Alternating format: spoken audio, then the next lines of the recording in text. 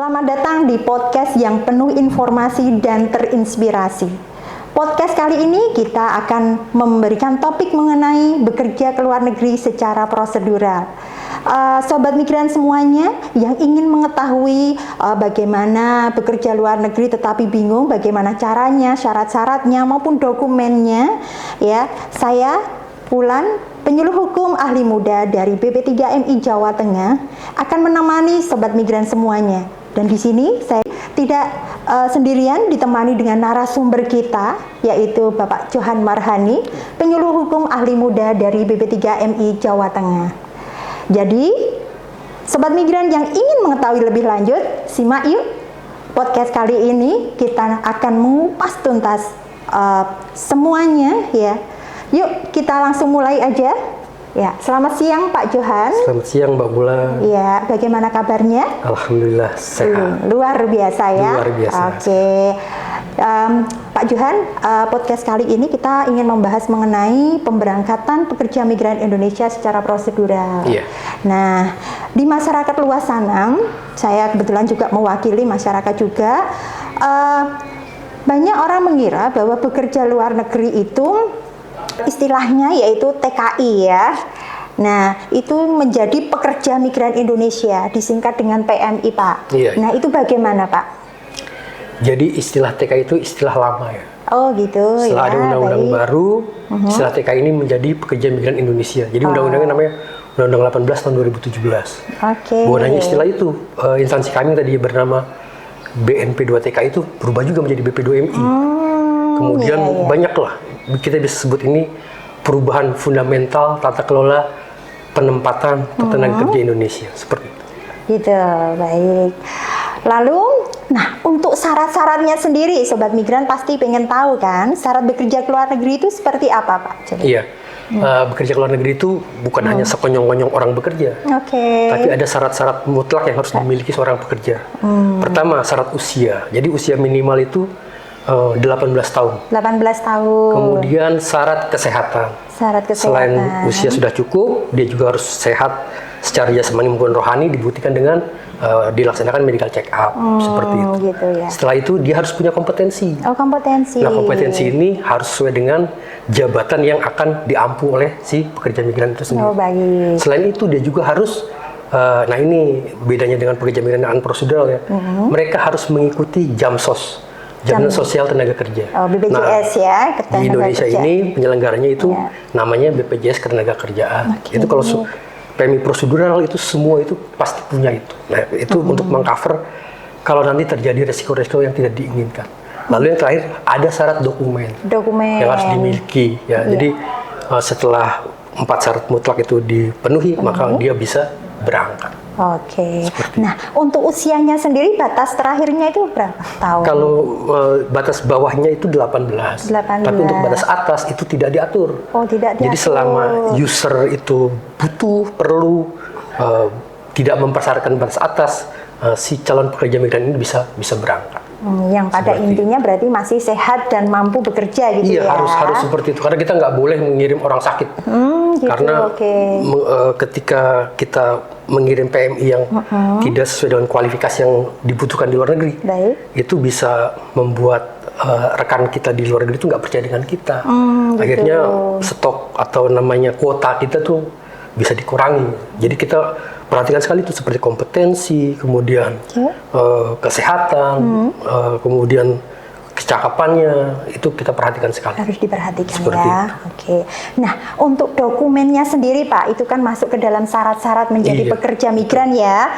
Nah, itu dokumennya itu ada berapa itu Pak? Itu ada 8 ya. Ya, 8. Ini saya bacakan beberapa saja ya. Jadi seorang pekerja migran yang prosedural itu pertama dia harus punya kontrak kerja. Oh gitu. Kontrak kerja itu apa sih? Kontrak kerja itu perjanjian yang mengikat ya antara si pekerja dengan pemberi kerjanya. Di situ mengatur hak dan kewajiban.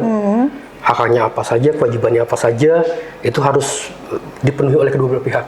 Jika salah satunya itu melanggar, berarti salah satunya sudah tidak melaksanakan kewajiban. Nah, kemudian ada lagi perjanjian penempatan. Nah, perjanjian penempatan ini itu adalah perjanjian antara si pekerja migran dengan PT yang memberangkatkan.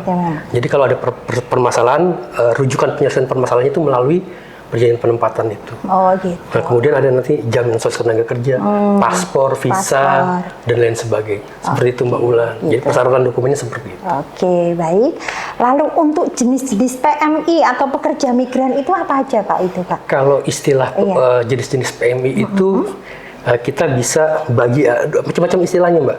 Ada yang bilang itu informal dan formal itu. Informal. Nah, informal itu apa sih? Jadi mereka yang bekerja pada pengguna. Jadi patokannya pengguna ya. Baik. Jadi informal itu penggunanya itu adalah sektor perorangan. Jadi bisa di rumah tangga. Pokoknya intinya dia itu bukan badan hukum.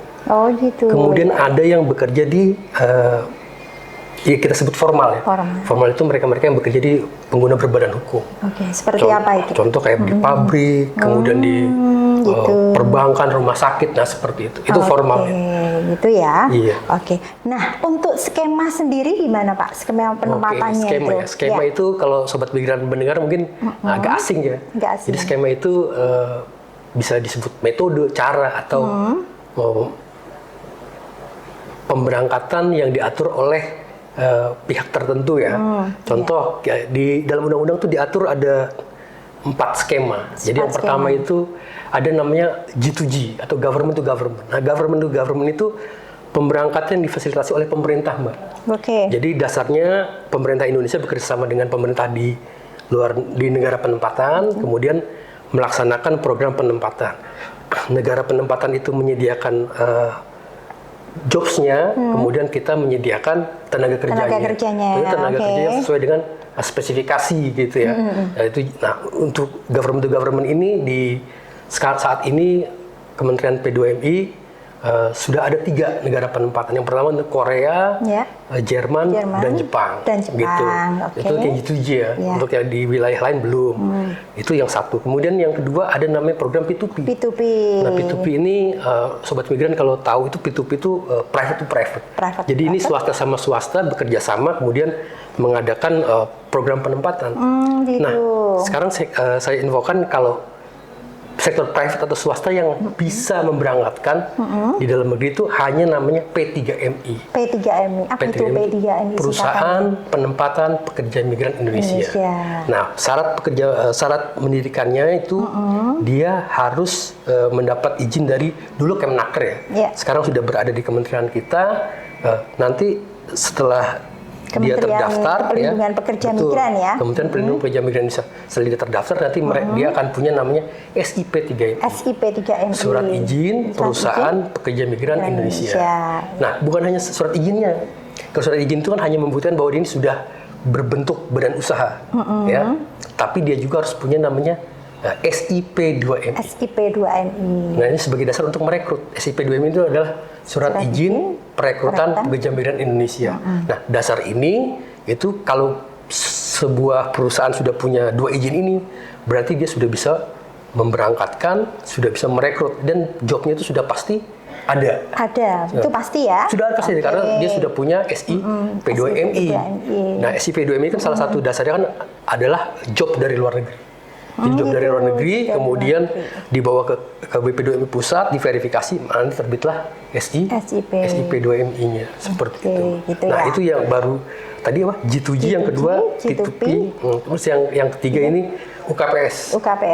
Untuk kepentingan perusahaan sendiri. Atau istilah asingnya itu biasa kita sebut intra-corporate transfer. Jadi perusahaan kita yang ada di Indonesia ternyata punya cabang yang ada di luar negeri. Kemudian ingin melakukan ingin menempatkan tenaga kerja itu melalui skema itu. Namanya UKPS. Lalu yang terakhir itu ada namanya skema mandiri. Nah, jadi sobat-sobat migran ternyata mandiri bisa juga loh berangkat. Sudah diatur sama undang-undang. Jadi buat teman-teman gak usah kecil hati, saya harus ikut PT. Enggak. Mereka bisa, yang penting ketika sudah punya kontrak kerja, kemudian sudah punya paspor, kemudian sudah punya visa, nanti silakan datang ke kantor BP2MI terdekat.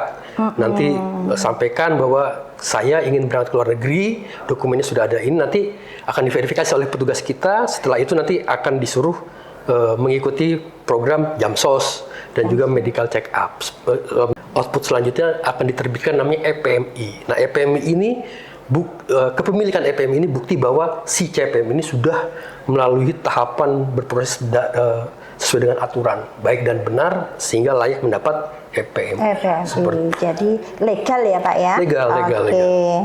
Nah, mungkin Sobat Migran ingin tahu juga ya, bagaimana caranya memperoleh informasi lowongan pekerjaan ke luar negeri itu bagaimana Pak? Nah, ini yang paling penting nih Bu. Iya. Jadi ini fakta di lapangan nih, banyak teman-teman pekerja migran ini yang sedih. Sedih, kenapa? Datang ke kantor laporan, Pak saya ditipu, duit sudah saya kirim, ternyata nggak jadi kerja. Gitu. Itu sering sekali. Terus saya tanya, ya, itu dasarnya dari mana? Dapat lowongan informasi dari mana? Dia dapat dari medsos. Dari medsos. Nah, jadi ini teman-teman pekerja migran pastikan hanya percaya terhadap medsos resmi pemerintah gitu. Kalau Facebook itu Pak? Facebook pun harus Facebook milik pemerintah. Oh gitu. Pokoknya kita harus cross check karena kalau sudah sekali namanya kalau uang sudah keluar itu untuk kembalinya lagi susah. Ya. Makanya untuk itu selain kita memberikan penerangan melalui podcast ini, itu teman-teman juga bisa akses ke medsos kita. Jadi kita punya medsos BP3MI Jawa Tengah, itu ada Instagram, ada Facebook, ada TikToknya juga. Nah, jadi bisa bisa bertanya juga di situ. Seandainya ada informasi-informasi yang kita bikin aneh ya, mencurigakan atau apa, ingat langsung tanya. Pokoknya gak usah malu-malu, datang ke kita akan layani dengan baik. Dan ingat Mbak, layanan di kami Rp0. Berarti pokoknya gratis ya? Gratis. Jadi gratis. Kalau ada yang mengatasnamakan kami, wah itu sudah pasti penipuan. Minta-minta duit itu sudah pasti penipuan. Dan itu kita bisa lapor ke kita, nanti kita akan dampingi untuk ke pihak yang berwajib seperti itu. Gitu. Jadi selain itu juga Sobat Migran juga bisa follow Instagram, medsosnya BP3MI Jawa Tengah ya? Gitu. Iya, betul Mbak. Baik, nah selanjutnya Pak Johan, untuk biayanya sendiri itu bagaimana untuk penempatannya ke luar negeri itu? Nah, ini juga nih, hal-hal ini tuh yang kira-kira jadi momok menakutkan buat teman-teman pekerja migran. Oh, kenapa? Wah, saya dikenakan sekian pak, gitu kan katanya kan. Ternyata kalau kita lihat aturan, jadi teman-teman pekerja migran tuh nggak usah bingung. Berangkat ke luar negeri itu sudah diatur biayanya. Jadi pemerintah tuh sudah membuat hitung-hitungan lah, bilangnya gitu ya. Jadi per negara, kemudian per skema dan lain sebagainya itu sudah diatur. Nah, mau lihatnya di mana sih? Jadi teman-teman Sobat Migran bisa lihat di JDIH kami. JDIH BP2MI. JDIH apa sih? Jaringan Dokumentasi Informasi dan Hukum ya. Jadi bisa lihat di situ. Nanti klik aja JDIH BP2MI, kemudian kita bisa search. Nanti di situ lihat produk hukum, pilih KEPK. Itu keputusan Kepala BP2MI. Di situ nanti tinggal klik aja di filternya, tinggal diketik negaranya mana, nanti tinggal kelihatan tuh biayanya. Di situ nanti ada biaya-biayanya, termasuk pengurusan paspor, medical check up, kemudian tiket pesawat dan lain sebagainya, nanti ada semua di situ. Terus pertanyaan, Pak, kalau itu di atas itu gimana Pak? Itu namanya overcharging. Seperti itu. Overcharging ini memang salah juga, itu nggak boleh. Itu makanya pemerintah sudah membuat batasannya supaya si PMI ini nggak bisa dikenakan biaya-biaya lain di luar itu. Seperti itu Mbak. Terima kasih. Kelihatannya Sobat Migran udah pada mengerti ya. Baik, saya rasa cukup Pak Johan. Terima kasih atas kedatangannya di podcast kita hari ini ya. Semoga podcast kita ini bermanfaat untuk Sobat Migran semuanya. Dan jangan lupa ya, siapkan sebanyak mungkin dan juga pahami prosedur yang benar. Ya, saya akhiri. Wabillahi taufiq wal hidayah. Wassalamualaikum warahmatullahi wabarakatuh. Sampai jumpa lagi di podcast selanjutnya. Bye.